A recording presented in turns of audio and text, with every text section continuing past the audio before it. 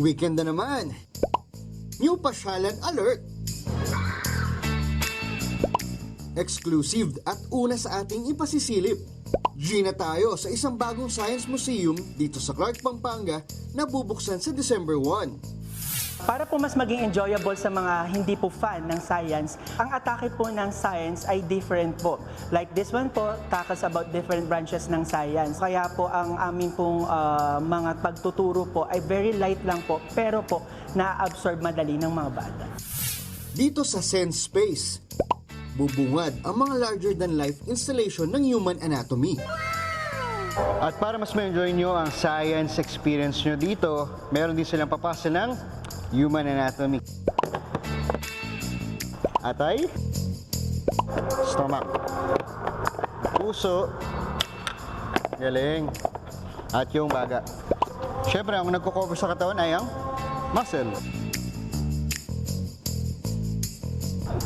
Okay tayo. Out of this world trip naman sa kalawakan ang peg sa stellar space. At dito nga, nako, abot kamay natin ng mga planeta. Mantakin nyo naman, oh. Nasa kisame na nakasabit. At dito nga, sa likod ko, oh, yakap-yakap ko. Ang laki niya. Ang pinakamalaking planeta sa solar system, ang Jupiter, na may 79 moons. Para naman sa seatmate mong hindi gets ang physics pero high scorer, itong Spark Space. Ah, ang lakas.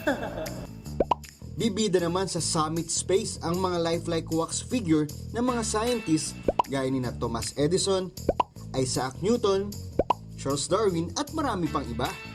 At isa sa mga pinakapaborito kong inventor at scientist ay si paring Archimedes, dahil itong bathtub na ito, nung tumalon siya, aba, syempre, umapaw yung tubig, doon niya na-discover yung tinatawag na water displacement, kung saan na ang ibig sabihin yung volume ng object na lumublob sa tubig ay kasing bigat rin ng volume ng tubig na umapaw.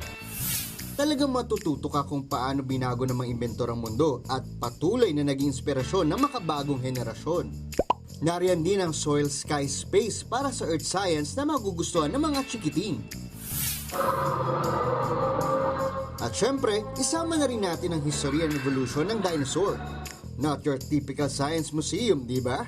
Pwede itong pasyalan tuwing Lunes hanggang Linggo mula 10 a.m. hanggang 7 p.m. Mondi Lopez, News 5. Mga kapatid, Jess De Los Santos po. Iba na ang may alam at may pakialam sa panahon ngayon.